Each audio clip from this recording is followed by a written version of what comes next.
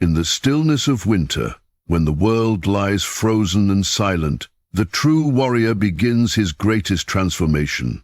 The ancients taught that the cold does not break us, it tempers us. Like steel meeting fire, each breath of frost becomes a test, each dawn a forge where spirit meets discipline.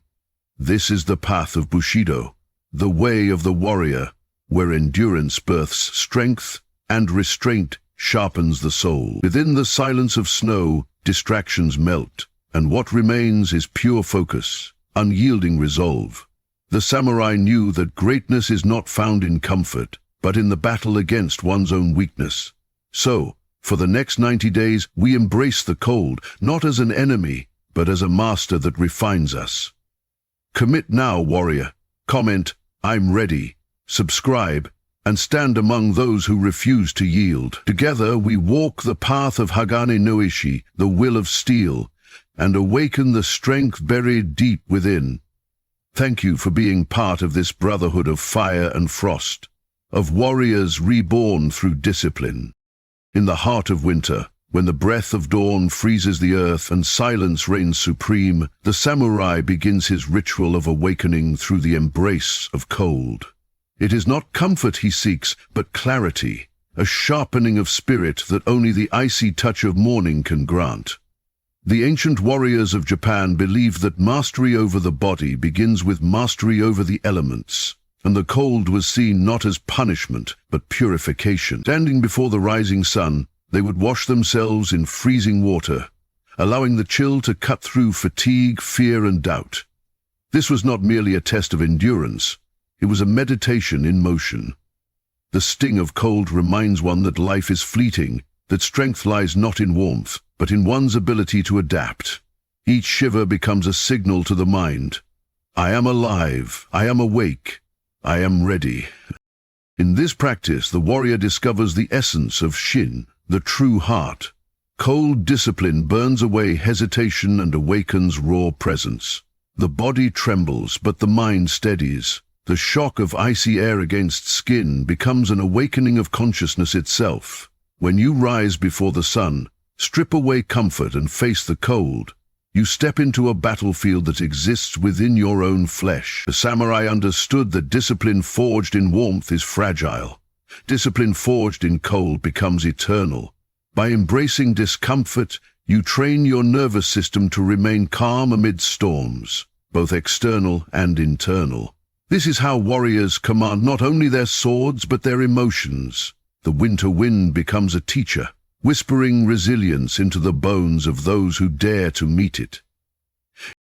To practice morning cold discipline today is to reclaim that same warrior spirit in a modern world addicted to ease. Begin each morning by confronting the cold. A cold shower, a walk in the frost, or even deep breathing in the crisp air of dawn. Do not flee from it, welcome it. Let the first sensation of the day be one that demands courage. As your body adapts, your mind will sharpen. You will notice your thoughts slow, your focus deepen, your will strengthen. Over time, the cold ceases to be an enemy. It becomes a mirror, reflecting the strength you've built through discipline. The samurai did not wait for ideal conditions to act. They created strength in the harshest ones. So, when you rise tomorrow and the air bites at your skin, remember this truth. Comfort is the cage, cold is the key. Step into it boldly, warrior, for in the frost of dawn your true fire is born. In the stillness before sunrise, the samurai would kneel upon the cold floor, spine straight, hands resting lightly upon the thighs, and eyes lowered in humble calm. This posture, Seiza, was not merely a way of sitting, it was a ritual of surrender and mastery. Through stillness, the warrior silenced the chaos within, hearing the quiet rhythm of his own heartbeat echo like a drum of life. In that silence he confronted the self, the doubts, fears, ambitions, and attachments that cloud the mind. Silent reflection was the art of listening to one's spirit without judgment. The samurai believed that victory in battle began first within. If the mind wavered, the sword would falter. Through Seiza, They learned to still the storm before facing the world. Each breath became a discipline, each second an act of control. For stillness is not the absence of movement. It is the presence of mastery. As the warrior knelt motionless, the pain in the legs and back would arise, yet he did not move. He welcomed discomfort as an ally. In the philosophy of Mujo, the impermanence of all things, the pain, like every thought, would pass. This practice revealed the truth that nothing endures except awareness. The samurai used this moment to polish the mirror of the mind, clearing away the dust of distraction. In this quiet battle, no enemy could be seen, yet the struggle was fierce, against restlessness, against ego, against weakness. The calm that emerged from Seiza was not soft, it was forged from endurance.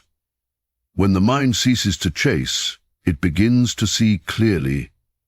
The warrior would rise from meditation, not empty, but powerful, filled with a silence so steady that even chaos could not disturb it. To live this tradition today is to reclaim the forgotten strength of inner quiet. In a world that constantly demands movement and noise, sitting still has become an act of rebellion, a return to power. Begin your mornings or evenings in Seiza for even 5 minutes, breathing deeply and watching your thoughts without attachment. Feel the earth beneath you, anchoring you in presence. In that sacred stillness, your mind becomes the blade, sharp, patient, unwavering. You will learn to carry serenity into conflict, to act without haste, to speak with purpose. The modern warrior does not fight with swords but with focus, and meditation is his forge. When you master silence, you master yourself. As the samurai would say, the sword and the spirit are one. In the discipline of silent reflection, you awaken that union, the unshakable calm that defines a true warrior of winter. In the disciplined life of the samurai, food was not indulgence. It was fuel for clarity, strength, and focus. Every meal was approached with reverence, a ritual of balance between body and spirit. The ancient warriors believed that to control appetite was to control desire itself. They ate simply. Rice, fish, vegetables, tea, each chosen not for pleasure but for purpose. Their nourishment was a form of meditation, each bite a reminder of gratitude and restraint. In this simplicity lay power.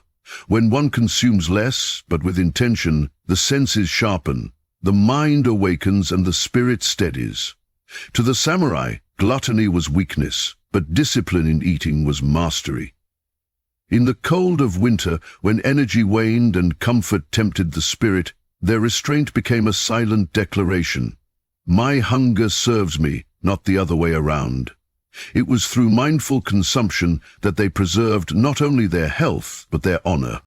Fasting, too, was a sacred art, a test of endurance and self-command. The samurai practiced fasting to cleanse the body and strengthen the will.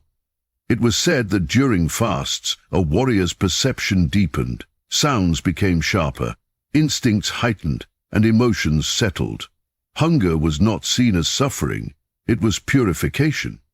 In the philosophy of Hagane no Ishi, the will of steel, denying the self becomes the highest form of freedom. By choosing when to eat, the warrior declared dominion over his impulses.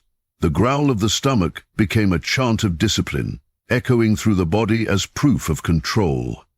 Through fasting, they transcended dependency, realizing that the spirit, once awakened, needs little from the material world. To conquer hunger was to conquer weakness, a truth that burns brighter than any fire in the heart of winter. In our modern world, warriors' nutrition and fasting invite us to rediscover this lost strength. Begin each day with intention. Choose clean, living foods that serve your body's mission, not its cravings. Practice intermittent fasting not as a diet, but as a ritual of purification and mental clarity. Feel the difference as your focus sharpens and your energy steadies, no longer chained by the constant need to feed. The cold months are the perfect forge for this discipline, for when warmth and comfort fade, your inner fire must rise. As you eat, remember, Every bite is a choice between weakness and strength, distraction and purpose. The samurai did not feast to feel full. They ate to remain alert, prepared, and ready. So too must you. Let hunger remind you that control is the essence of power, and through that power your body and mind become one, a weapon honed by discipline, guided by spirit, and sustained by balance. In the world of the samurai, endurance was not an act of survival, it was a declaration of purpose. To willingly step into hardship was to forge the unbreakable core of the spirit. The warrior did not wait for struggle to arrive. He sought it, shaped it, and mastered it.